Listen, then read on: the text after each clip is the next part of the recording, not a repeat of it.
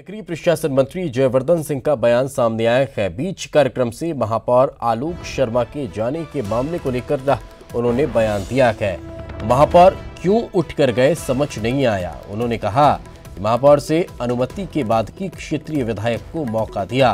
क्षेत्रीय विधायक की इच्छा थी आभार व्यक्त करने की, ये उन्होंने कहा है। तो आपको बता दें कि आखिर इस मामले को लेकर उन्होंने स्पष्ट कर दिया है कि हमें भी समझ में नहीं आया कि महापौर उठकर क्यों चले गए हैं। मंत्री जयवर्धन सिंह ने बीजेपी पर तंज कसा है। बीजेपी सरकार में कांग्रेस विधायकों को बुलाने नहीं दिया जाता था और हम तो ऐसा नहीं कर रहे हैं।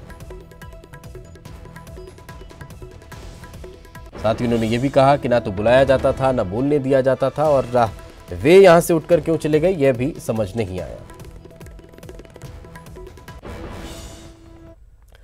आगे बढ़ते हैं। इंदौर पहुंचे पूर्व मुख्यमंत्री दिग्विजय सिंह ने मीडिया के द्वारा पूछे गए सवाल के जवाब में कहा कि मैं सक्रिय राजनीति में था और रहूंगा। पार्टी चुनाव लड़ने को कहेगी तो लड़ूंगा, जिस सीट से कहेगी उस सीट से चुनाव लड़ूंगा। लोकसभा का चुनाव लड़ने को लेकर उन्होंने साफ संकेत दे दिए हैं। दरअसल मीडिया की ओर से इंदौर लोकसभा सीट पर दिग्विजय सिंह या फिर ज्योतिरादित्य सिंधिया के चुनाव लड़ने के सवाल पर दिग्विजय सिंह ने यह बयान दिया कि मैं सक्रिय राजनीति में था और आगे भी रहूंगा।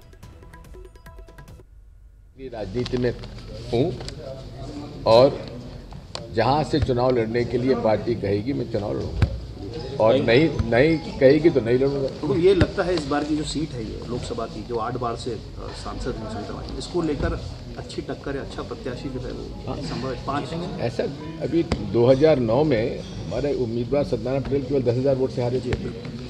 मैं सक्रिय राजनीति तो दिग्विजय सिंह ने ताल ठोक दी है। सक्रिय राजनीति में वे बने हुए हैं, इस बात के संकेत दे दिए हैं, क्योंकि अभी तक का विधानसभा चुनाव में जिस तरह की भूमिका उनकी नजर आई थी उसके बाद से ये कयास लगने शुरू हो चुके थे कि दिग्विजय सिंह शायद अब सीनियर लीडर हो चुके हैं। अब उनसे सलाह मशवरा की किया जाएगा, वे सक्रिय राजनीति में नहीं है। लेकिन इंदौर जब वे पहुंचे, पत्रकारों ने उनसे जब सवाल किया तो उन्होंने साफ शब्दों में कह दिया कि मैं सक्रिय राजनीति में था, हूं और आगे भी रहूंगा।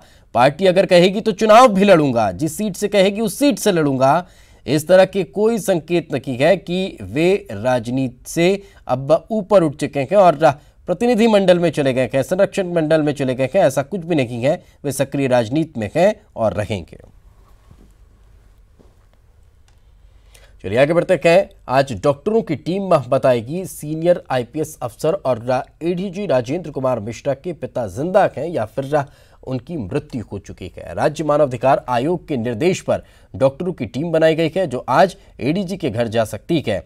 एडीजी राजेंद्र कुमार मिश्रा मध्य प्रदेश पुलिस मुख्यालय में गए। उन पर आरोप है कि वो अपने मरे हुए पिता कालूमणि मिश्रा की लाश 1 महीने से अपने घर में रखे हुए हैं।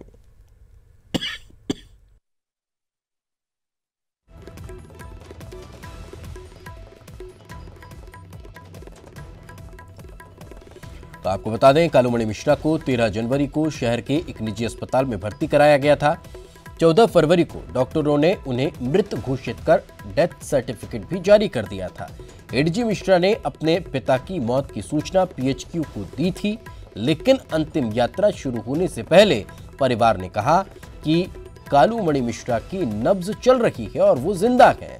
बस तब से एडीजी मिश्रा अपने पिता को घर में रखकर उनका आयुर्वेदिक तरीके से इलाज और तंत्र मंत्र करवा रहे हैं।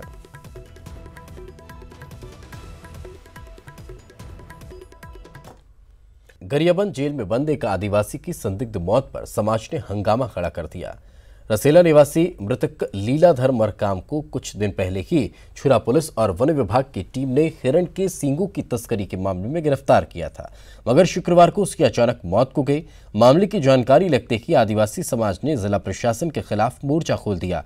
समाज ने पहले तो जिला प्रशासन का पुतला दहन किया और फिर शव को डीएफओ कार्यालय के सामने रखकर दोषी अधिकारियों के खिलाफ कार्रवाई की मांग पर अड़ गए।